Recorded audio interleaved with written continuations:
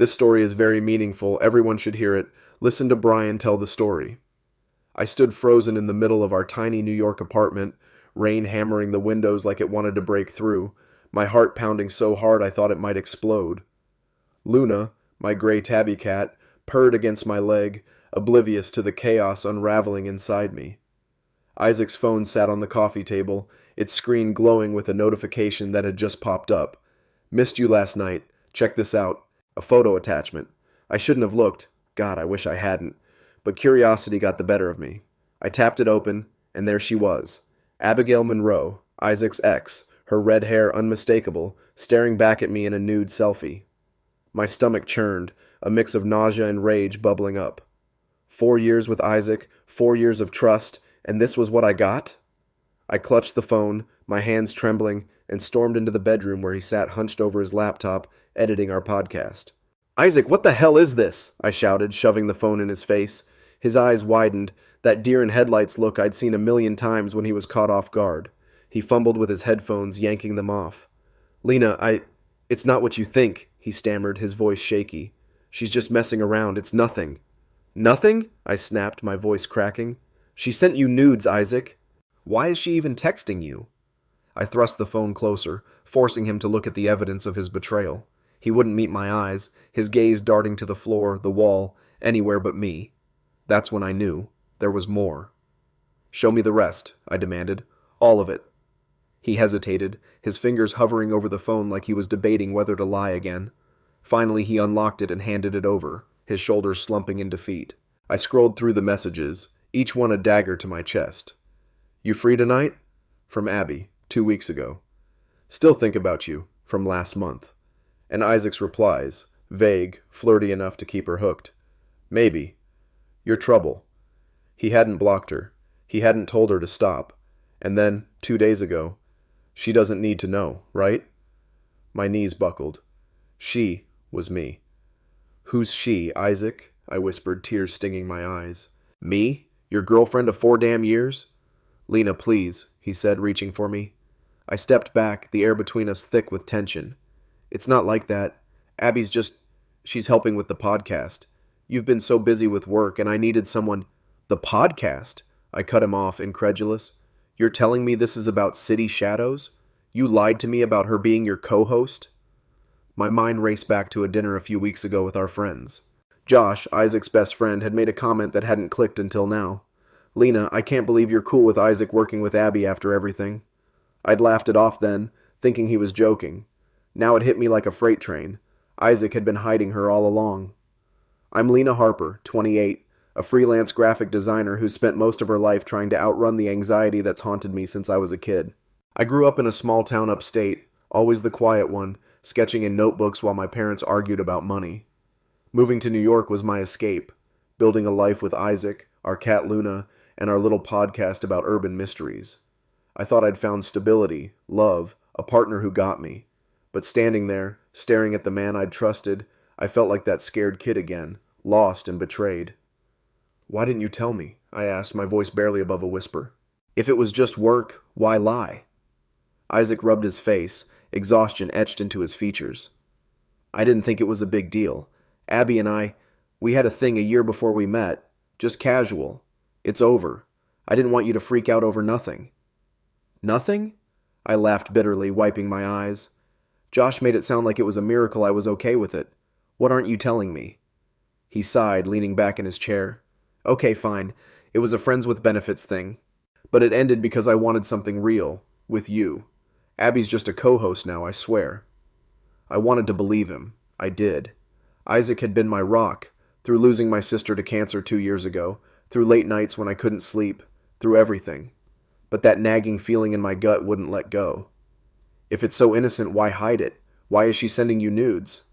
"I don't know," he snapped, frustration breaking through. "She's crazy, okay? I didn't ask for it." I shook my head, turning away. "I can't do this right now. I need air." I grabbed Luna's carrier, my coat, and stormed out into the rain, my mind a whirlwind of hurt and doubt. The next morning, Tara Nguyen, my best friend from college, showed up at my door with a bottle of Pinot Noir and a determined look in her sharp brown eyes.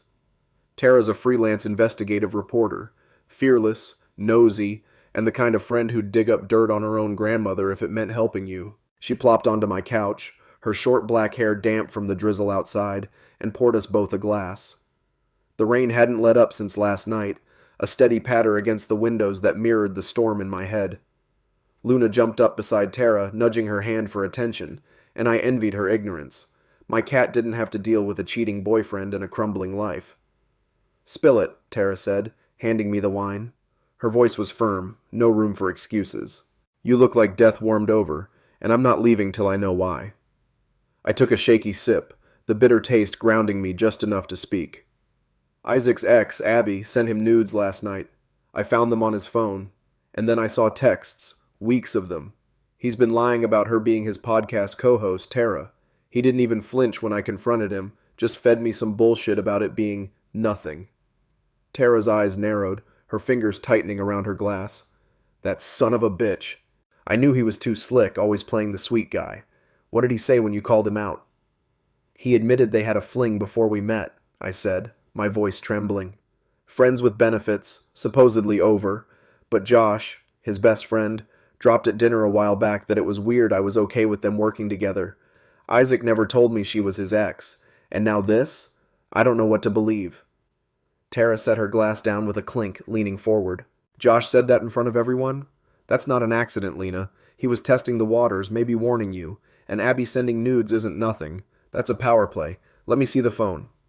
I hesitated, then pulled it from my pocket. Isaac had left it behind in his rush to give me space last night. Tara snatched it, scrolling through the messages with the precision of a hawk. Her face darkened. Look at this. You free tonight? From 3 weeks ago. His reply, maybe. And here, still think about you. He's flirting back, Lena. This isn't a one-sided ex being clingy. He's in it. My chest tightened, a sob catching in my throat. I thought he loved me, Tara. 4 years. 4 years of late nights, my sister's funeral, all of it. How could he? She reached over, squeezing my hand. He's a coward, not a saint. But we're not done digging. I'm pulling up Abby's socials. Instagram, Twitter, whatever she's got. If he's hiding more, I'll find it. As Tara tapped away on her phone, the doorbell buzzed, sharp and insistent. I flinched, spilling a drop of wine on my jeans. Who's that? I muttered, half expecting Isaac to come groveling back. But when I opened the door, it was Nina Valdez, our downstairs neighbor, a petite woman with a wild mane of curls and a perpetually frazzled energy. Nina worked as a barista at a hipster coffee joint nearby, and we'd bonded over Luna sneaking into her apartment through the fire escape. Lena, oh my God, are you okay? Nina blurted, clutching a tray of mismatched mugs. I heard yelling last night, thought Isaac was losing it again, brought you some coffee. What's going on? I forced a smile, stepping aside to let her in. Thanks, Nina, it's a mess. Isaac's been cheating, Tara cut in, not looking up from her phone. With his ex. We're in crisis mode. Nina's jaw dropped, nearly tipping the coffee tray. That jerk! I knew something was off. He's been sneaking out at weird hours lately, saying it's podcast stuff. I saw him with a redhead once, like a month ago, outside the building. Thought she was a friend. My heart sank. Redhead? That's Abby. You're sure? Positive, Nina said, setting the tray down with a clatter. She had this loud laugh, kept touching his arm. I didn't say anything because I figured you knew her. Tara looked up, smirking grimly. Bingo. Lena, this is bigger than texts. He's parading her around our block. We need to corner this bitch. Corner who? A new voice piped up, and I turned to see Malik Jones, Tara's cousin, leaning against the doorframe. Malik was a lanky guy with a fade haircut and a knack for showing up unannounced. He worked as a bike courier and moonlighted as a DJ, always carrying a beat-up backpack stuffed with vinyls. Tara had texted him for backup, apparently. Abby, Isaac's side chick, Tara said, waving him in. Lena's boyfriend's a two-timing ass, and we're building a case. You're here to keep us sane. Malik grinned, dropping his bag on the floor. Say less. I'm in. Got no love for cheaters. What's the plan? Tara held up her phone triumphantly. Found it. Abby's Instagram posted a month ago, her at some dive bar, the Rusty Anchor in Jersey City. Isaac's in the background, smiling like a dope. Caption, old friends, new nights. Lena, this was the night he said he had a late meeting. I snatched the phone, staring at the photo. There he was, my Isaac, his arm slung casually around a bar stool Abby leaning in close. My vision blurred with tears, but anger burned hotter. "He lied to my face," I said, my voice low and dangerous. "I'm done guessing. I'm talking to her." Nina clapped her hands. "Yes, confront her. I'll watch Luna. Go get answers." Tara nodded, already plotting. "Midtown, neutral ground, coffee shop on 42nd. Malik, you're our lookout. Abby's sneaky, and I don't trust her not to bolt." Here's the continuation from the point you specified, diving deeper into the story with more detail, heightened emotions, and new supporting characters to amplify the suspense and drama. I'll keep it rich and layered, sticking to the original framework while expanding the tension and complexity. Let's dive back in. 2 hours later, we were crammed into a booth at Brew and Hustle, a trendy spot buzzing with suits and hipsters. My palms sweated as I waited, Tara beside me, Malik perched near the door pretending to scroll on his phone. Abby sauntered in, late as expected, her red hair a beacon under the fluorescent lights. She wore a leather jacket and a smirk that made my blood boil. She slid into the seat across from me, ignoring Tara's glare. The air in the coffee shop felt thick, the chatter of strangers and clinking of cups doing nothing to calm the storm brewing inside me. I could smell the espresso, sharp and bitter, mixing with the faint leather scent wafting off Abby. My stomach twisted, part fear, part fury, as I gripped the edge of the table, trying to steady myself. "Well, this is dramatic," Abby said, her voice dripping with mockery as she leaned back, crossing her arms. Her green eyes flicked over me, sizing me up like I was some pathetic rival she'd already beaten. "What's this about? Isaac whining to you about me again?" I swallowed hard, my throat dry despite the coffee Nina had forced on me earlier. "Why are you sending him nudes?" I asked, my words sharp, cutting through the hum of the room. "What's going on between you two? And don't lie, I've seen the texts." Abby laughed, a short, brittle sound that grated on my nerves. "Oh, Lena, you're so wound up, it's just a joke. We're co-hosts now, since you bailed on City Shadows. Isaac needed someone who could keep up. No harm in a little fun between friends." "Friends don't send nudes," I shot back, my voice rising despite my effort to stay calm. Tara shifted beside me, her leg brushing mine, a silent reminder to keep it together. "I know you've been meeting him. Nina saw you outside my building, and I found that bar photo from a month ago. You're not just co-hosts." Abby's smirk faltered for a heartbeat, her eyes narrowing. "Nina? Your nosy little neighbor? Cute. Yeah, we hung out, so what? Isaac and I have history. Old habits die hard. He's been moaning about how you're too busy to tame. Maybe he likes a little chaos." Her words hit me like a punch, each one sinking deeper into the raw wound of my insecurity. Tame?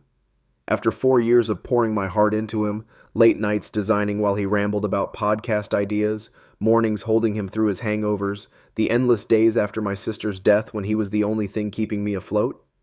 I felt my face flush, tears prickling, but I clenched my fists under the table, refusing to let her see me break. "Stay away from him," I said, my voice low and trembling with rage, "or I'll make sure everyone knows what you really are."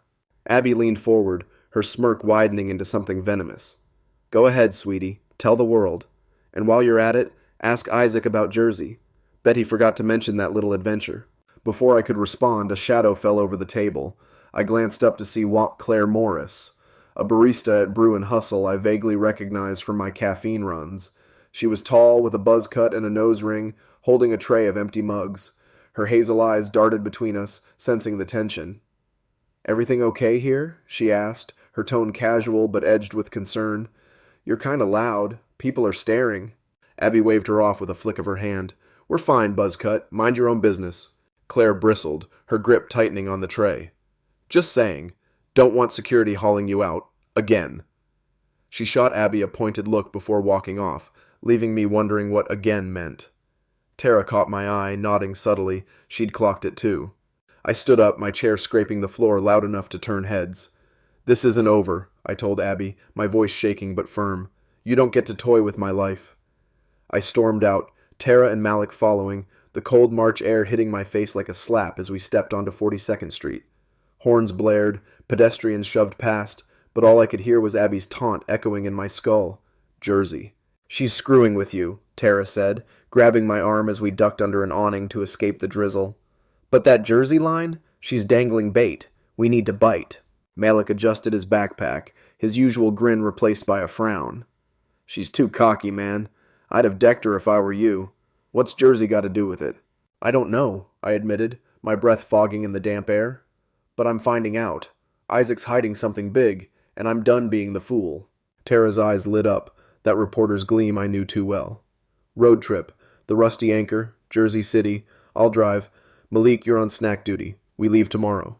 The next morning, we piled into Tara's beat-up Honda, the seats creaking under our weight.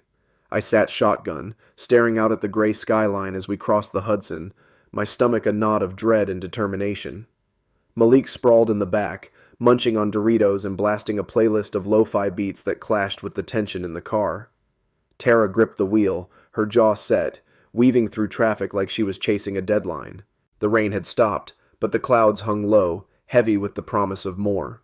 You sure about this? Malik asked, leaning forward to offer me a chip. Could just dump his ass and call it a day. I need the truth, I said, shaking my head at the chip. 4 years, Malik. I can't walk away without knowing how deep this goes. He shrugged, settling back. Fair, but if we find him balls deep in some Jersey fling, I'm saying I told you so. The Rusty Anchor loomed ahead an hour later, a squat brick dive bar with a flickering neon sign that buzzed like a dying insect. The parking lot was half empty, a couple of rusty pickups and a motorcycle chained to a pole. Inside, it smelled of stale beer and regret, the kind of place where secrets festered. Tara led the charge, zeroing in on the bartender.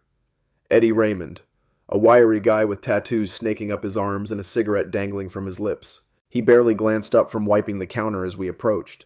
What's up? Eddie grunted, his voice rough as gravel. Tara slid him a 20 and I held up Isaac's photo, my hand trembling slightly. Know this guy? I asked, my heart pounding. Eddie squinted, then nodded slow, like he was piecing together a memory. Yeah, redhead's dude. Comes in every couple weeks, back booth. Whispers a lot, shady vibes. Last time, maybe a month back, he was freaking out about keeping it from his wife. Thought she was the redhead. My knees buckled and Tara grabbed my elbow, steadying me. I'm not his wife, I whispered, my voice cracking. I'm his girlfriend. Or was. Eddie shrugged, pocketing the cash. Whatever. He's a regular. Saw him with a brunette once, too. Loud chick, big laugh. They were cozy. Brunette? Malik piped up, crunching another Dorito. This guy's got a whole roster, huh? I felt sick, the room spinning. Another woman? I said, more to myself than anyone. Abby and someone else? Tara's face hardened. We've got names now, Abby and Mystery Brunette. Eddie, you got anything else? A name, a date? Eddie scratched his stubble, thinking. Brunette called him Zach, real flirty. Maybe 3 weeks ago? That's all I got. We stumbled back to the car, the weight of it crashing over me. I leaned against the hood, rain starting again, soaking my hair as tears mixed with the drops. He's been playing me for years, I said, my voice breaking. Abby, this brunette. Who else, Tara? She hugged me, fierce and unyielding, rain plastering her hair to her face. We're not stopping, Lena. Back to New York. We confront him. Tonight. The drive back was silent except for Malik's music, my mind a tornado of hurt and rage. When we hit the city, Tara dropped Malik off to DJ a gig, promising he'd check in later. She parked outside my building, the familiar brick facade now a stranger's house. You ready? She asked, her hand on mine. No, I said, forcing a laugh, but let's do it. We climbed the stairs, my legs heavy, Luna's meow greeting us as I unlocked the door. Isaac was on the couch, headphones on, editing audio like nothing had happened.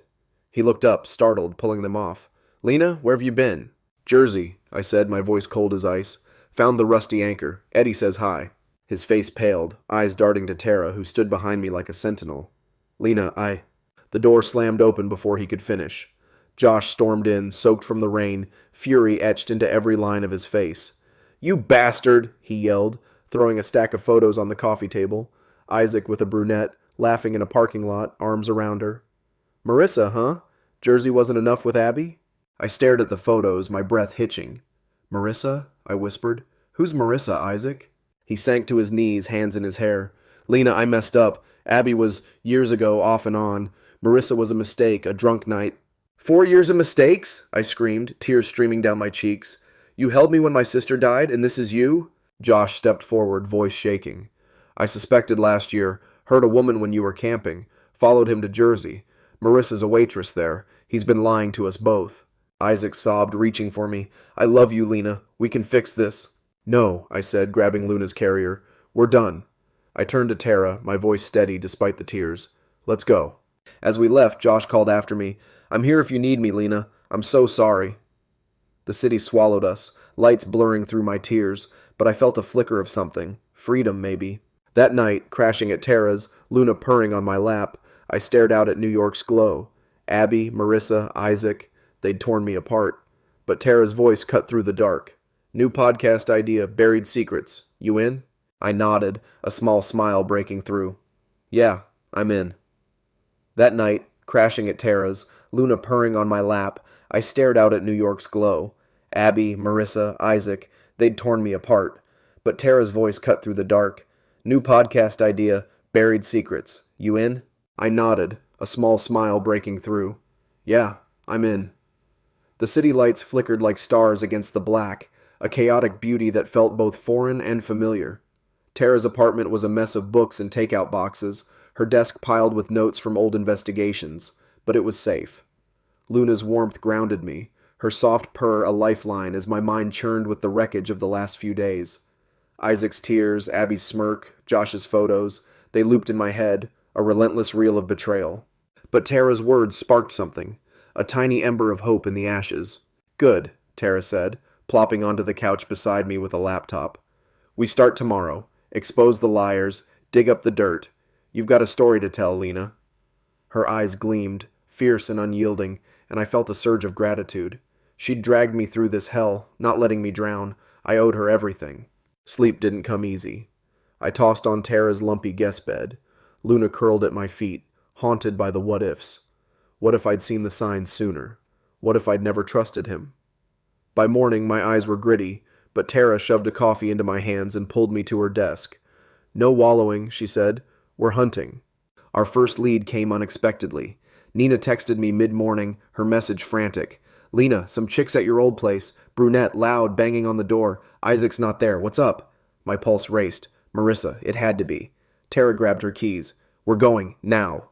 We sped across town, the Honda rattling over potholes, my nerves buzzing like live wires. When we pulled up to my old building, a woman stood on the stoop, pounding the door with a fist. She was short, curvy, with dark hair spilling over a denim jacket, her voice echoing down the block. "Isaac, open the damn door. You owe me." Nina peeked out from her window below, waving us over. "That's her," Nina whispered as we ducked into her apartment. "Been at it for 10 minutes. Sounds pissed." Tara smirked. "Perfect. Pissed people talk." She nudged me. "You want to confront her, or should I?" I took a deep breath, steeling myself. "Me." I stepped outside, the cold biting my skin, and called out, "Hey, you Marissa?" She spun around, eyes wild, mascara streaked like she'd been crying. "Who the hell are you?" she snapped, stomping toward me. Up close, she smelled of cheap perfume and whiskey, her hands trembling. "Lena," I said, holding her gaze. "Isaac's girlfriend, or ex now.